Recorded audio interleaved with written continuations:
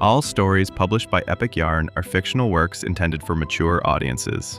These narratives are submitted by a diverse community of contributors and subscribers created solely for entertainment and storytelling purposes. They do not represent real events or individuals, and no claims of factual accuracy are made.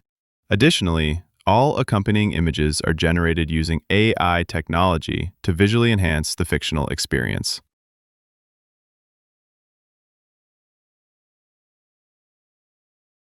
Chapter 1. Setting Sail. The Pacific dawn glides away from the port at dawn, fog curling off the water in soft wisps as the city's skyline fades into the morning haze. On the crew's private deck, William Thompson stands with a black coffee in hand, uniform crisp, sandy blonde hair catching the wind.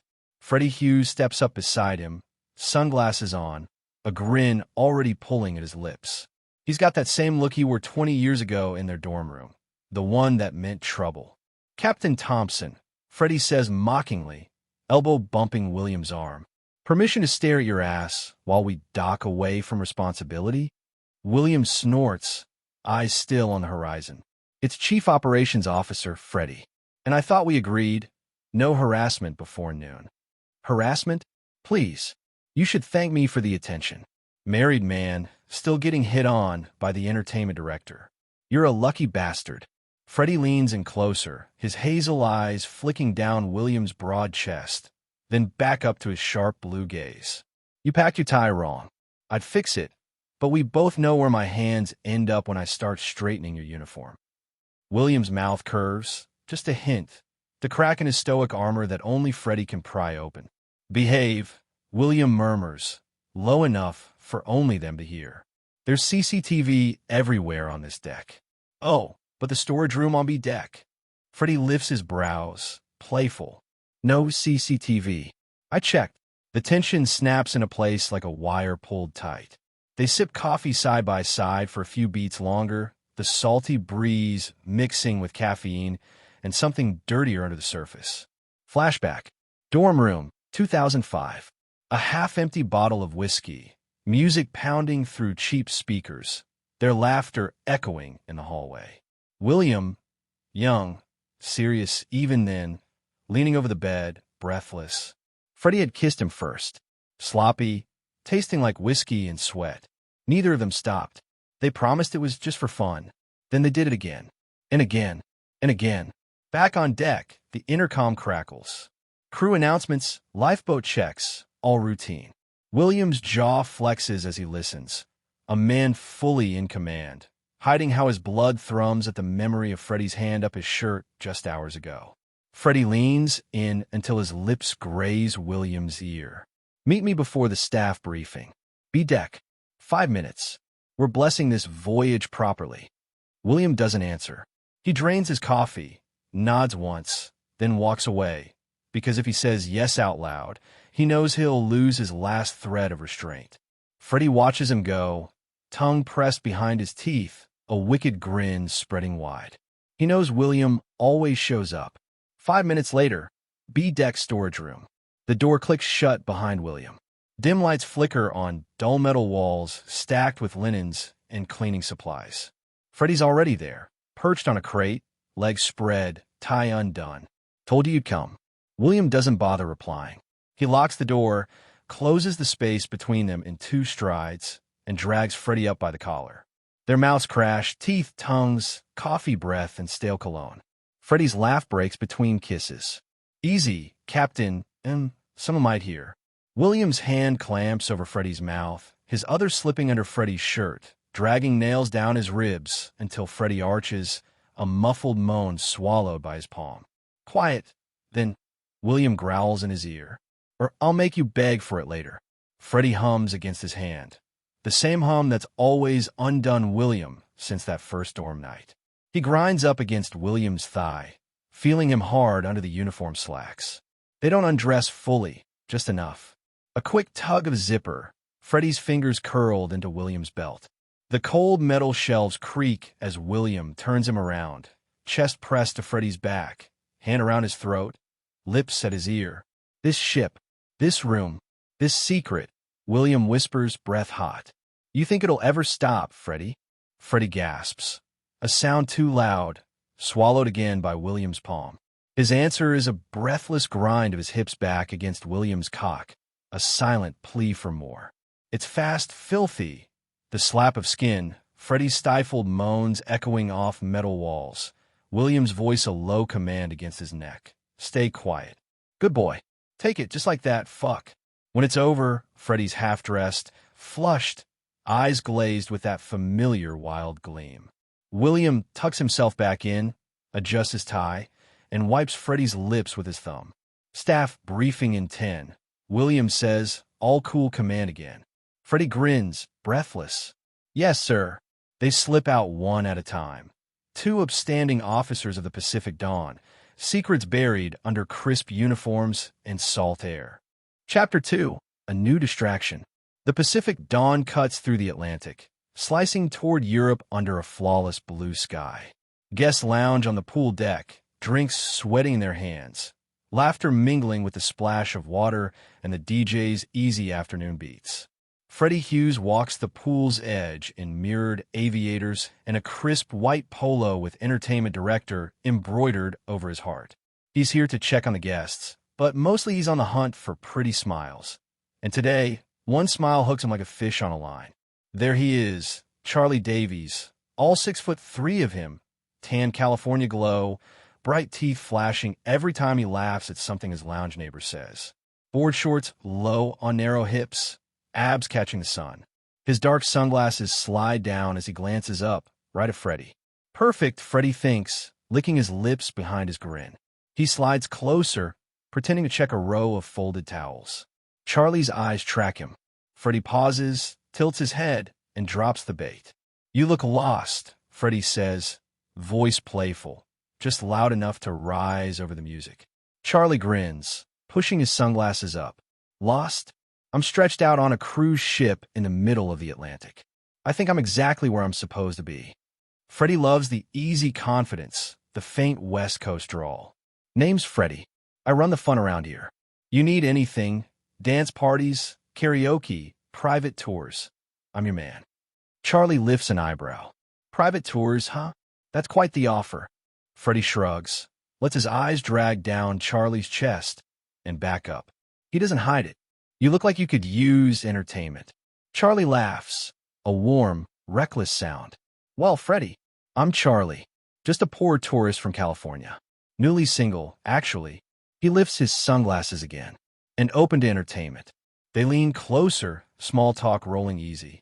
Freddie learns about Charlie's ex, a messy breakup, a last-minute ticket to Europe to clear his head. He soaks it all in, adding every detail to the plan forming in his mind. Charlie's foot brushes Freddie's ankle under the pool lounger, deliberate, lingering. The air hums. If you're serious about a tour, Charlie teases. Freddie grins. Oh, I'm very serious. Later that evening, crew lounge.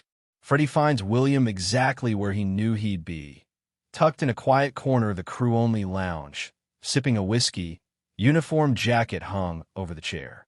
He looks tired, that end-of-day calm that only Freddie loves to ruin. Freddie drops into the seat opposite him, grin wicked. Good day, William asks, not looking up from his tablet. Freddie leans forward, conspiratorial. I met someone.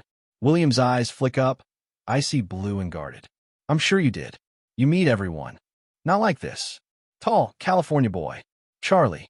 Ex-boyfriend trouble. Perfect body, stupid pretty smile. He wants me. William snorts, unimpressed. I'm not surprised. You collect strays every cruise. Freddie's eyes sparkle. He drops his voice low, leaning in until their knees brush under the table. I want you to meet him. William's jaw ticks. Freddie, hear me out. He's perfect. He's into me. He'll be into us. No one has to know. It's just a secret night like always. We're careful. We're always careful. William leans back, a slow exhale through his nose. He hates when Freddie does this. Plant seeds he knows will grow in the dark, places William tries to ignore. Freddie's foot slides up the inside of William's calf under the table.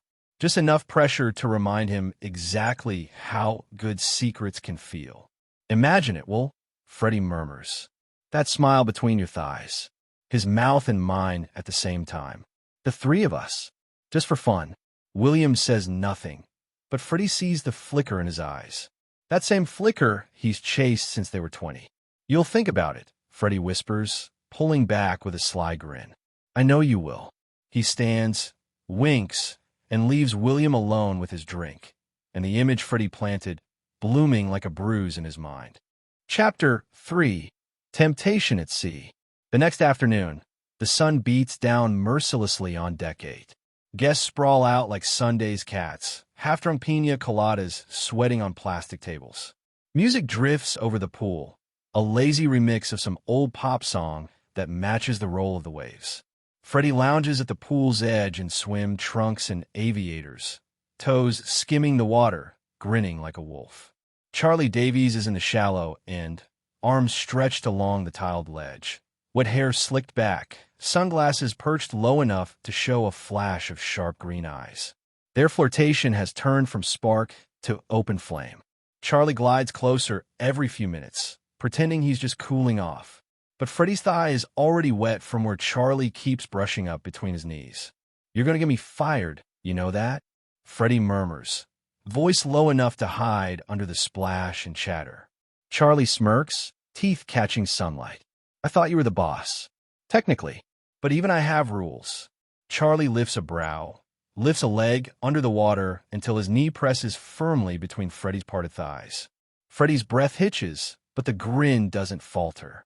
What's the punishment for breaking rules? Charlie asks, voice wicked.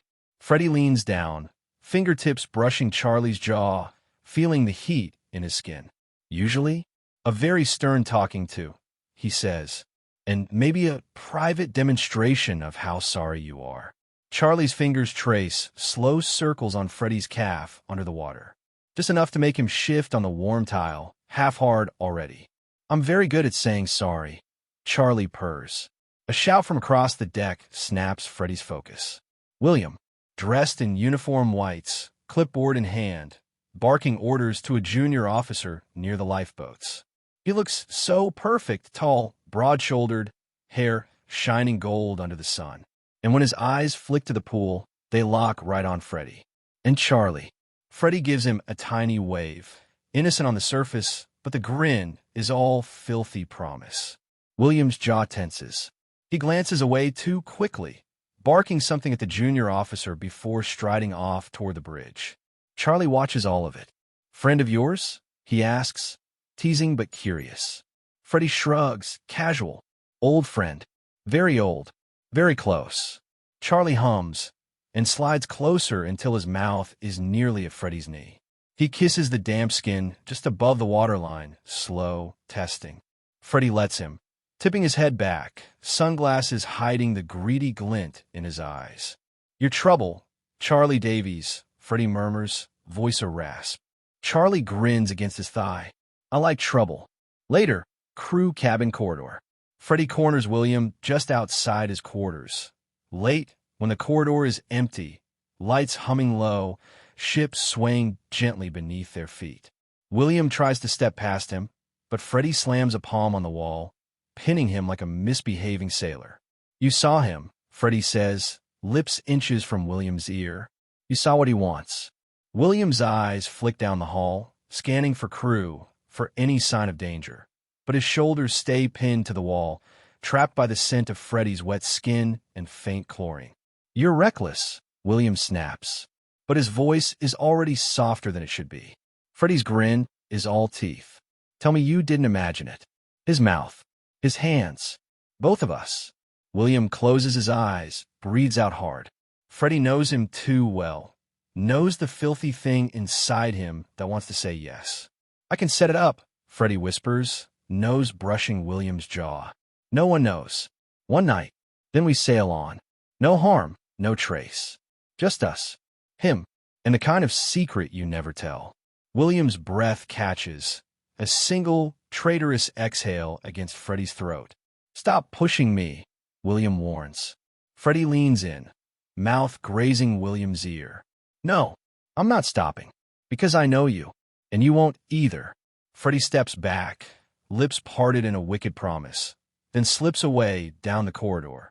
leaving William standing there, heart hammering against the steel wall, staring at the closed door that hides the man he can't ever quit. Chapter 4: Testing Boundaries. The Pacific dawn cruises through deep, open sea, stars smearing the dark sky like spilled salt. Below deck, the crew lounge hums with quiet chatter, the clink of cheap whiskey in plastic cups, low music from someone's battered Bluetooth speaker. Freddie leans against the bar, posture loose, shirt half unbuttoned, his hair still damp from a late swim. Charlie Davies is perched on a stool beside him, tin skin glowing under yellow bar lights, eyes locked on Freddie's mouth whenever he talks. They've been here an hour. Freddie's been feeding Charlie steady shots and dirtier suggestions. Now, Charlie's thigh is pressed tight against Freddie's, his hand resting far enough up Freddie's inner leg that it's obvious to anyone paying close attention, which, thankfully, is no one. Yet, William stands in the doorway, arms crossed, uniform pristine as ever, the only man in the room who looks like he's here on official business when he absolutely is not. He watches Freddie laugh, watches Charlie lean in, mouth brushing Freddie's ear like he owns it already. When Freddie catches William's eye, his grin widens, a predator showing teeth. "Hey, Captain," Freddie calls, voice dripping mischief. "Join us." William doesn't move, doesn't smile, but his eyes flick to Charlie, then back to Freddie. He hates this. He loves this. He's trapped. A few drinks later, a guest cabin. They shouldn't be here. They all know it. Freddie rented the room under a fake name, a quiet corner cabin at the stern, far from security cameras. The bed is small but clean, sheets crisp. The porthole is cracked open to let in the ocean air. They don't bother with lights, just the soft glow of the corridor seeping under the door. Freddie shoves Charlie against the door first, kissing him hard. Charlie's back thumping against the wood, breath knocked out of him in a laugh. William stands near the bed, arms still crossed, but his eyes are burning now, locked on where Charlie's fingers sink into Freddie's hips. "You gonna just watch?" Charlie teases, panting as Freddie bites down on his throat. William's jaw ticks. "Freddie," but Freddie turns, lips shining, eyes dark. "Come here, sir, or watch me fuck him without you." That snaps something. William's uniform jacket hits the floor in one smooth shrug. He crosses the room in 2 steps, crowds Freddie back until he's pressed against Charlie's side. He kisses Freddie first, rough, deep fingers in his hair. Then he pulls back, eyes darting to Charlie, waiting. Charlie leans forward, testing the waters, lips brushing William's jaw, feather-light. William freezes, then fists a hand in Charlie's hair and kisses him like he's been dared to jump off the side of the ship. They don't undress neatly. They tear at shirts, stumble over shoes, knock over a lamp that thuds to the carpet. Freddie pushes Charlie onto the bed, straddles him, laughing as he slides down his chest, warm mouth tracing every line of muscle. William kneels beside them, one hand in Freddie's hair, the other sliding under Charlie's jaw, watching Charlie's pupils blow wide as Freddie's mouth works lower. "Fuck," Charlie groans, hips lifting. Freddie hums around him, glancing up at William with a grin that says "I told you so." William leans down, kisses Charlie's open mouth, tasting the salt and heat, swallowing the moan that vibrates up through Freddie's throat. It's messy. It's perfect. Freddie pulls off just long enough to say, voice ragged, "Swish." William shifts down, takes Freddie's place, his hand firm on Charlie's hip as he sinks his mouth over him. Years of control stripped away by salt air, rum, and Freddie's wicked grin. Freddie kneels behind William, fingers sliding under his waistband, mouth hot at his nape. They're a tangle of sweat and secrets, the creak of the bed masked by the steady thrum of the ship's engine. No one knocks. No one suspects. The 3 of them alone at sea, rules shattered somewhere off the stern. After, they sprawl tangled in damp sheets. Freddie's laughter soft against William's shoulder, Charlie's fingers tracing lazy circles on William's chest. "Told you he'd be fun," Freddie murmurs, kissing William's jaw. William hums, exhausted, sated, but already wondering how he's going to hide this in the cold light of day. Charlie stretches, cocky grin wide. "You two are trouble."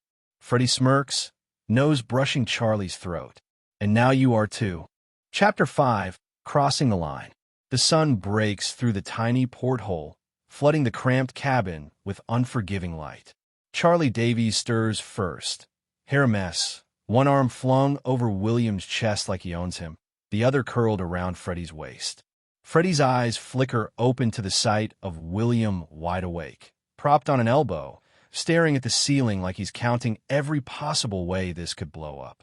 "Morning, Captain," Freddie drawls, voice scratchy from too many moans and not enough sleep. "You look like a man trying to solve a murder." William glances down at him, tired blue eyes, the faintest hint of a smile fighting through the dread.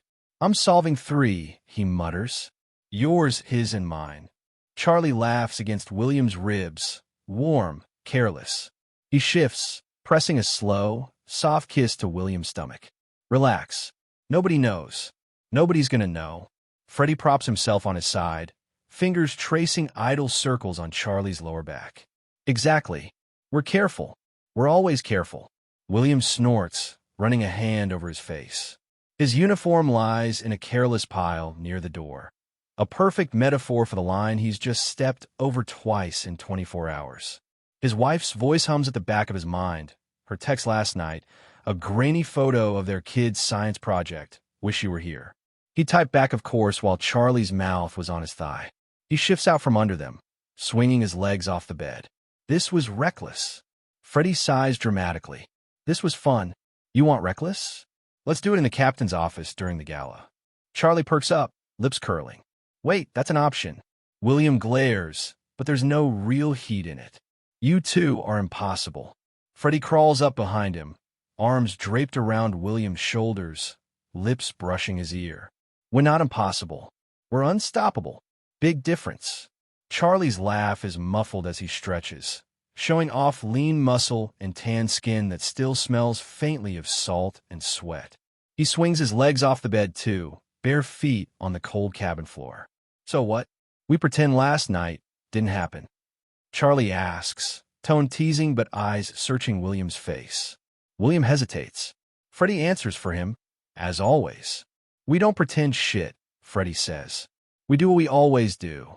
We stay smart, quiet, careful. Nobody talks, nobody slips, nobody asks questions. And when we want it again." He leans forward, lips brushing William's throat, teeth grazing just enough to make William's pulse jump.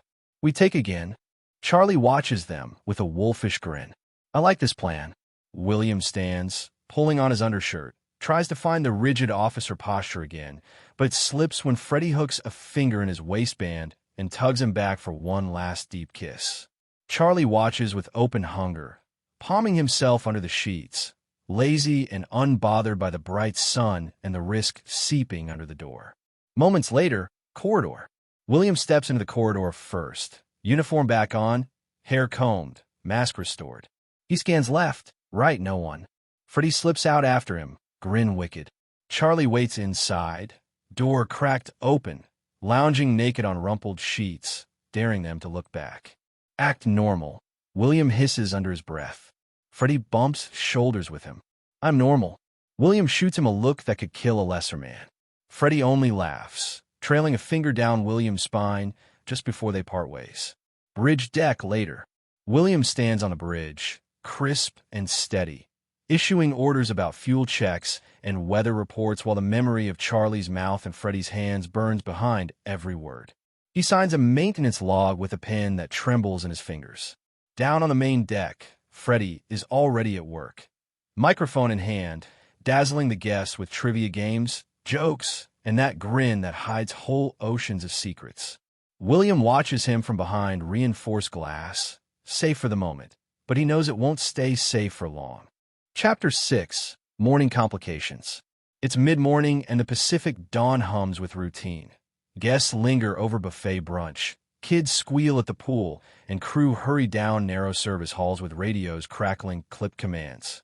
But below the hum, something new buzzes, a rumor, a whisper, a little thread unraveling from William Thompson's perfect, polished seams. Crew galley.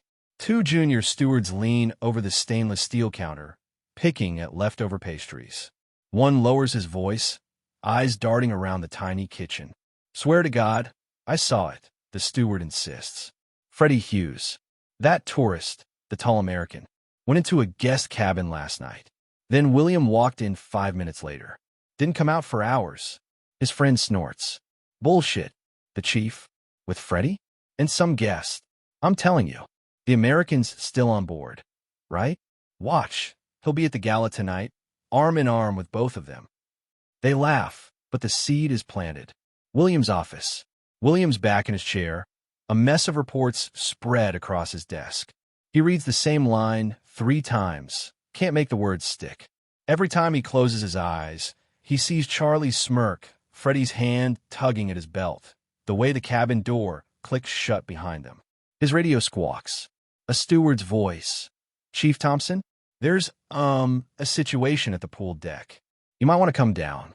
William's stomach drops. He slams the file shut, smooths his uniform, and prays to every god the situation has nothing to do with last night's secret. Pool deck. Of course it does. Freddie stands at the center of the pool bar, mic in hand, leading a stupid mid-morning name-that-tune game. Tourists hoot and clap. But William's eyes zero in on Charlie. Perched right next to Freddie, shirtless, sunglasses propped on his head like a halo. Every time Freddie leans in with the mic, Charlie brushes his fingers down Freddie's bare arm. Slow, casual, possessive. William clenches his teeth, so hard he tastes metal. A steward notices him, blurts out, "Chief, sir, about the rumors." William cuts him off with a raised hand, eyes locked on Freddie, who sees him now, sees that look, that thin line between command and collapse. Freddie only grins wider, voice booming into the mic. "All right, everyone, big round of applause for my very special guest, Charlie. He's from sunny California, and he's here to make sure your day is unforgettable." Charlie lifts his glass at William, a private toast across the deck. Freddie's laughter rides over the speakers, a sharp blade of sound that slices through William's carefully managed world. Later, officers' corridor. William storms down the crew corridor, footsteps sharp enough to make junior staff flatten against the walls. He finds Freddie exactly where he knew he'd be. Backstage behind the main theater, cigarette dangling from his lips, Charlie leaning against a stack of folded stage curtains. "You think this is funny?" William snaps, voice low, teeth bared. Freddie flicks ash on the floor, unbothered. "Relax, Chief. It's just a game." Charlie snickers. "Pretty good game, if you ask me." William steps forward, crowding Freddie against the backstage wall. His voice drops to a hiss. "There are rumors. Crew are talking." Freddie's grin softens, the flicker of that college boy under all the reckless charm. He lifts his free hand, lays it flat on William's chest, feeling his heartbeat pound against crisp white cotton. "We're careful," Freddie murmurs. "Always have been. Always will be." William's eyes flick to Charlie, who steps closer too, so close William can smell sunblock and salt on his skin. Charlie's voice is a low purr, eyes daring. "So what if they talk? It's just gossip. Unless you're scared it's true." William's breath stutters. He hates how fast he's hardening, how quickly the risk knots itself with the thrill, how easily Freddie and Charlie both know exactly where to press. "Not here," William snaps. Freddie leans up, mouth brushing William's jaw. "Then where?" Charlie laughs, wicked and warm. "Captain's office?" William's pulse spikes. "Out of the question." Freddie's grin says we'll see. Chapter 7, Rough Seas. The storm rolls in just after midnight, a sudden, snarling squall that turns the smooth Atlantic into a dark, heaving beast. Wind howls through the upper decks. Rain lashes the windows, and the ship's steady hum is broken by the rhythmic groan of waves slamming steel. Crew corridor below deck. William braces himself in the narrow hall, radio pressed to his ear as crew chatter flickers through the static. "Stabilizers engaged, sir. Guests confined to cabins. All lounges secured." He barks orders like he's built for storms, but behind the sharp commands, his mind drifts, unwillingly, back to Freddie's laugh echoing off that backstage wall, to Charlie's warm grin and the feel of 2 mouths for hands, salt and sweat tangling up with secrets. Freddie's quarters. Freddie's quarters aren't much. A cramped box with a single bunk, a small porthole shuddering under rain. But tonight, there's sanctuary, or something like it. Freddie sprawled on the bed in just boxers, legs spread, hair damp from a quick, cold shower that did nothing to cool him down. Charlie leans against the built-in desk, watching him like he's something to unwrap. "You think he'll come?" Charlie asks, voice low, grin wicked. Freddie flicks ash from a cigarette into an old mug. "He always comes." Corridor outside Freddie's door. William hesitates. The radio in his hand crackles another update. Something about the buffet bar flooding on deck 7. He doesn't care. Not tonight. He raises a hand, raps twice. Inside, Charlie smirks. Freddie rolls off the bunk, pads to the door, and opens it with a slow, deliberate grin. The storm roars behind William in the corridor, a wild thing echoing the thrum in his blood. Freddie steps aside without a word. Inside, Freddie's quarters. The second the door clicks shut, it's like the storm outside seeps in. William grabs Freddie by the jaw, kisses him hard enough to bite. Freddie laughs against his mouth, a sharp sound that turns into a moan when William's hand slides down his chest, rough, hungry. Charlie watches from the bunk, shifting, palm already pressing over the bulge, straining his boxers. "Look at him," Freddie murmurs to Charlie, breathless. He's been dying for this since college. William pulls back just long enough to lock eyes with Charlie. There's no cold command left in him, just the raw edge of a man too far gone to pretend he doesn't want this. Charlie stands, steps in close. The bunk squeaks as all three bodies collide. Heat, damp skin, the rumble of thunder vibrating through the steel hull. They don't bother with clothes for long. Freddie drops to his knees first, tongue tracing a line over William's stomach, teeth grazing soft skin as he unbuckles the belt William swore he'd keep on. Charlie's mouth is on William's throat, then on Freddie's jaw, a wet, hungry tangle as the bunk creaks under shifting weight. William groans when Charlie's fingers wrap around him, slow, deliberate strokes that draw curses from deep in his chest. Freddie's mouth replaces Charlie's hand, warm, slick, perfect, and William's fingers knot in Freddie's hair, guiding him harder, deeper. Thunder rattles the porthole. The ship lurches. Freddie laughs around William's cock, choking softly, spit and salt mixing on his lips when he pulls off just enough to breathe. "Quiet," William growls, voice raw. "Someone might hear." Charlie bites William's shoulder, not gentle. "Let them." He drops behind Freddie, pushing him forward, mouth still busy, ass arched up like an offering. Charlie slides down his boxers, spits into his palm, and presses in, slow at first, then faster, until Freddie's moans vibrate through William's body. The storm pounds the hull, wind, rain, the pulse of waves, the only witness to how carefully the Pacific Dawn's senior staff break every rule. Later, the storm breaks. They collapse in a tangle, breath ragged, skin slick, the scent of sex sharp under the salt. Freddie sprawls on his belly, still gasping laughter into the thin pillow. Charlie lies beside him, tracing idle circles on his lower back, sticky fingers brushing William's thigh.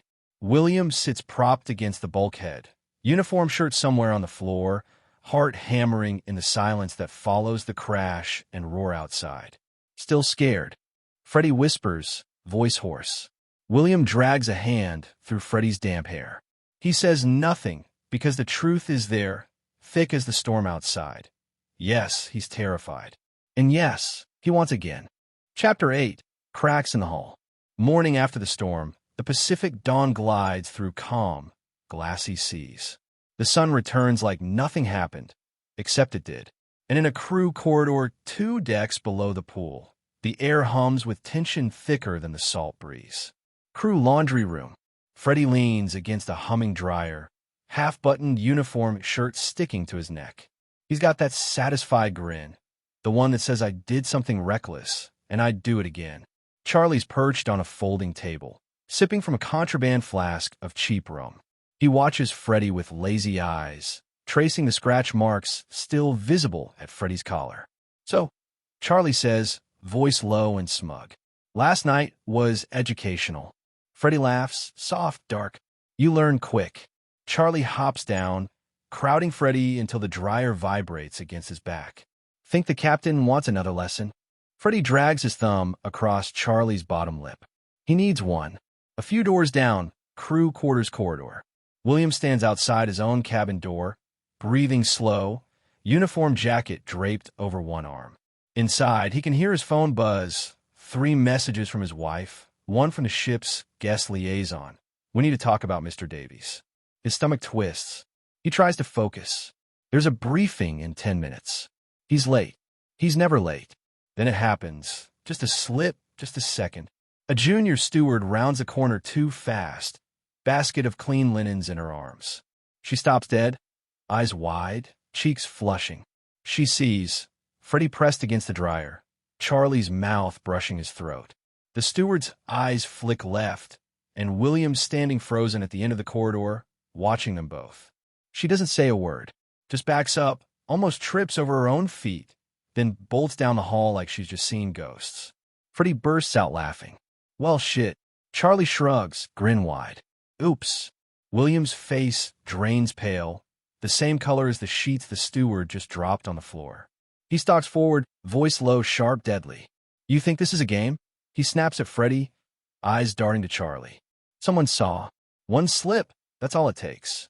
Freddie pushes off the dryer, brushes imaginary lint off William's sleeve. Calm, flippant.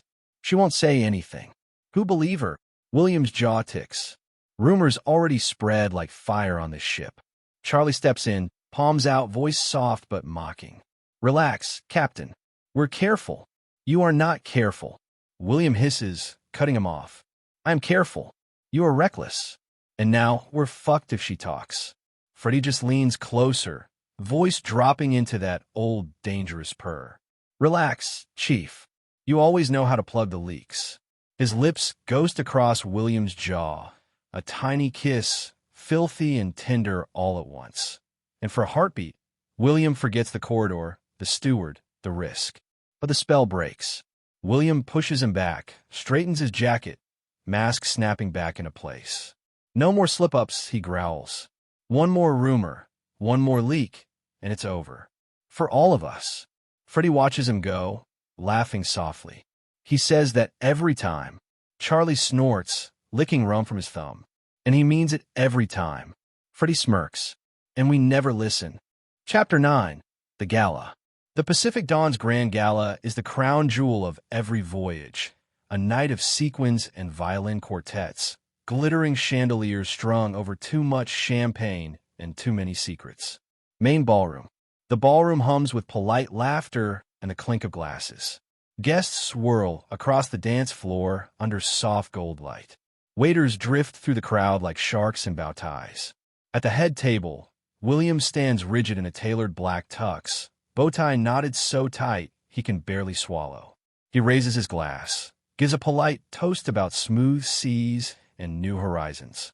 He smiles, but his jaw ticks every time he sees Freddie Hughes across the room. Freddie is in his element.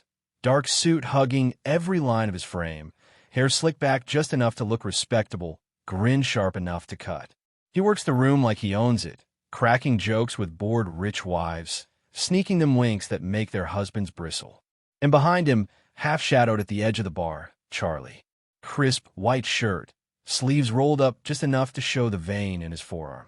He's not supposed to be here, technically just a guest, but Freddie got him a discreet invite. Charlie doesn't do discreet. He watches William like a cat, sizing up a bird too stubborn to fly. Freddie drifts close. Their eyes meet across a cluster of VIPs, posing for a group photo. Freddie lifts his glass in a mock toast, mouth curling around a promise only William can read. I want you tonight. Here. William shakes his head, just once, too small for anyone to notice, but Freddie. But Freddie only grins wider, turns, and slips into the corridor behind the bar. Charlie downs the last of his whiskey, wipes his mouth with the back of his hand, and follows, catching William's eye with a grin that says, try to stop us. Behind the scenes, William tries. He really does. 10 minutes later, he's apologizing to an elderly passenger about a spilled glass of red wine when his phone buzzes. C deck. Staff storage. Now, no signature. Doesn't need one. Storage room. C deck. It's barely bigger than a broom closet. Shelves stacked with spare table linens. Cases of vintage champagne meant for tomorrow's brunch. Freddie's inside already, perched on a crate, bow tie undone, shirt collar open. Charlie leans against the door, blocking it with his broad back. He's flushed from the whiskey, pupils wide. William closes the door too hard. The click echoes. The ship's gentle sway rocks them all closer together. This is madness, William hisses. There's 200 people outside. Senior staff. Passengers. Cameras. Freddie slides off the crate, stalks forward until his chest brushes William's. So tell me to stop, he whispers. William's breath catches. He doesn't say it. Charlie's laugh is low, dangerous. Didn't think so. They don't waste time. Freddie drops to his knees first, tugging William's belt open with quick, deft fingers. Charlie circles behind, mouth grazing William's throat, hands slipping under his tuxedo jacket, pushing it off his shoulders. William braces himself against a shelf as Freddie's warm mouth takes him deep, the cold air of the storage room sliced through by the heat in Freddie's grin. Charlie bites down just behind William's ear, hard enough to draw a choked groan that bounces off steel walls and fine linen. Somewhere outside, a string quartet plays a soft waltz. Inside, the rhythm is rougher, Charlie's breath hot at William's neck, Freddie's lips wet and hungry as he swallows him whole. Charlie slides a hand down Freddie's back, pushes 2 fingers into Freddie's waistband, making him gasp around William. Freddie moans, the vibration shuddering straight through William's core. We shouldn't. William chokes out, but his hips buck forward, betraying him. Freddie pulls back just long enough to look up, lips wet, eyes dark. But we are. Then, a shuffle, a soft gasp. The storage room door isn't fully shut. The latch didn't catch when Charlie leaned back. Outside, someone sees. A young junior officer, wide-eyed, caught frozen with a tray of wine glasses meant for the VIP balcony. His mouth drops open. He sees William. The chief, pants open, Freddie on his knees, Charlie smirking over his shoulder. It's not rumor anymore. It's proof. Before William can move, the kid bolts, footsteps echoing down the hall, tray rattling, half the wine spilling as he runs. William jerks away, pushing Freddie back so fast he nearly slips off the crate. God damn it. He's fumbling with his trousers, chest heaving, rage and fear twisted together in his throat. Charlie's grin fades, but Freddie just wipes his mouth, eyes glinting even in the dim room. Too late now. Captain, he says, voice calm as the ocean. Waves already broken. Chapter 10. No Safe Harbor. By dawn, the Pacific dawn feels smaller than ever. Rumors swirl from the engine room to the penthouse suites.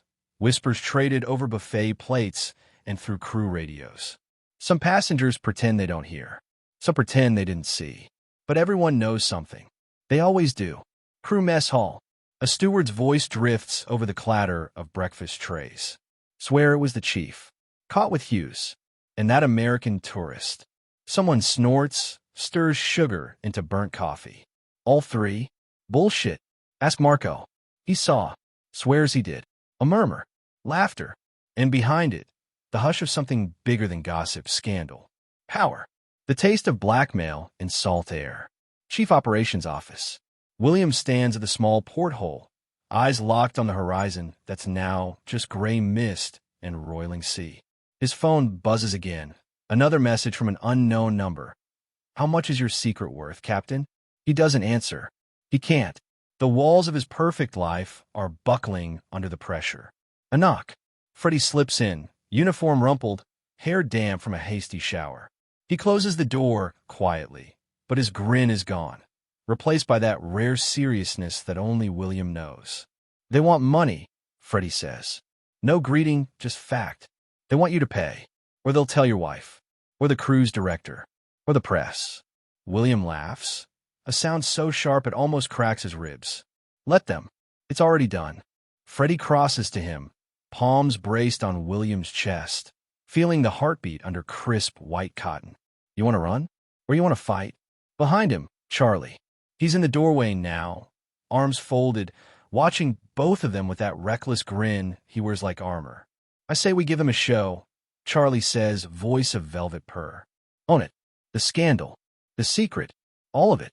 William spins on him, rage flickering under the fear. This isn't a game, Charlie. Charlie shrugs, steps in closer. It is if we say it is. Freddie leans up, mouth brushing William's ear. No more closets. No more lies. We sink or swim together. Or we go down fighting. The storm breaks. The door slams open. Marco, the junior officer, stands there pale and shaking. Chief, they're saying you. They're going to the captain. The real captain. You'll be thrown off in port, blacklisted. Your wife. William steps forward, calm now, terrifyingly calm. Who? Marco stammers. The crew. Some guest from Deck 10. The rich couple. They say they'll sell the story to the tabloids if you don't pay. Freddie snorts. Let them. They want a scandal? We'll give them one. Charlie laughs, low and hungry. We can leak it ourselves. On our terms. William's heart pounds. The idea is insane. The idea is perfect. Control what can't be hidden. Claim it. Burn the shame before someone else lights the match. Midnight, crew deck. They do it the only way they know how. Together, reckless, unstoppable. Freddie's phone on record. Charlie's grin front and center. William's steady hand, the last shred of order, holding them steady. 3 bodies. 1 confession. No shame. No lies. Freddie's voice, rich and calm, cuts through the tiny cabin. This is us. No threats. No payoff. Just the truth. Charlie presses his mouth to William's throat, a possessive claim. William closes his eyes, lets the camera catch it all. The bruises on his neck, the marks on Freddie's hips, the raw proof that they're more than rumor now. By dawn, the file is gone. Uploaded. Shared. Sent everywhere at once. There's no hush left. No rumor to buy. Only the scandal they own. Tangled limbs, ragged breaths, salt and sweat, and 3 men standing naked at the end of their lie. Next port, Europe. They stand on deck as the ship slides into port. Engines humming, passengers gawking, cameras flashing from the dock. Freddie hooks his pinky through William's belt loop. Charlie leans against the rail, sunglasses hiding eyes that burn hotter than the sun above. William breathes deep. He's lost everything. Or maybe he's finally free. No safe harbor now. Just open sea, an endless horizon, and 2 secrets clinging to him like salt on his tongue. Where to next, Captain?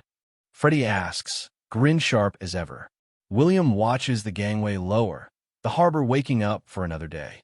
He smiles, the real one, the reckless one that used to belong only to Freddie. Wherever the fuck we want.